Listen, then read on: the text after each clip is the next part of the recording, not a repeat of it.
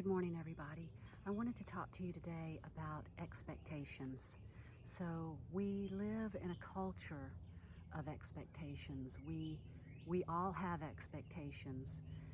The question is, how is that working for you? Having expectations of your own and seeing other people's expectations of you, how's that working for you? Because I find that it doesn't work very well. I find that when I have expectations of other people or situations that very often I'm disappointed. I'm left disappointed. And when I feel the expectations of others toward me, I find myself often getting defensive and just pretty unhappy. I guess the fear of not being able to meet those expectations, or the anger of not wanting to meet those expectations. So I want to talk to you today just a moment about what can we do instead of expectations. Because you see, all an expectation is an imagination. It's something you're imagining. It's not real. It's not true. It's just an imagination. And when you're living in your imagination, you feel it as if it's real, which is why you then become disappointed or become defended. So first of all, it's to wake up to your imagination, to how you're imagining things should be. And whenever we're living in our imagination about how things should be, if it's a stressful thing, then we're going to suffer. So the first thing I offer to you is, instead of expectations, you could create agreements with people. So rather than saying, hey, I expect you to do this, that, or the other thing, ask for an agreement. Ask for an agreement that you co-create with someone. Hey, can you have this on my desk by Friday? The person then has the option to say, yes, I can, or no, I can't, but I could have it on the desk for you by Monday. So start with creating agreements with one another. Agreements are a wonderfully empowering tool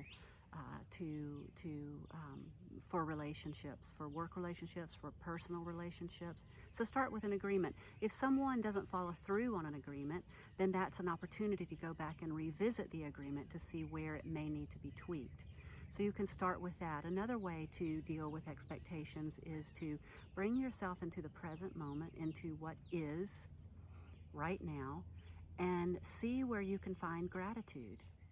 See where you can find gratitude. So, for example, I started these videos a couple of weeks ago, and it was hard to start because I have expectations about how someone should look on a video, and I don't feel, with my negativity bias, that I have that look.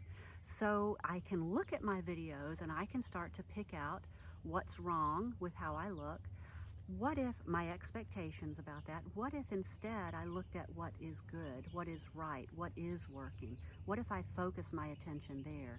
So part of dealing with expectations is to look for the good, the true, and the beautiful, is to bring gratitude where you can, even if it's not perfect. And finally, I think the answer is to learn to accept what is. And I've talked about this in another video, so I won't go into much about that. But the idea is, when we're living in our imagination, we're not living in the present moment. So we want to bring our attention back to the present moment and what is actually. And then we either come to a place of acceptance, or we change it if we can. If we have the power to do that, then we can work on changing it. So today I want to encourage you to wake up to your expectations. Where are you having expectations, and how is that feeling to you toward other people, situations, and when you feel it coming from other people? Wake up to where you're doing that and bring yourself back to acceptance, gratitude, and the idea of creating agreements. Hope this was helpful. Have a good day.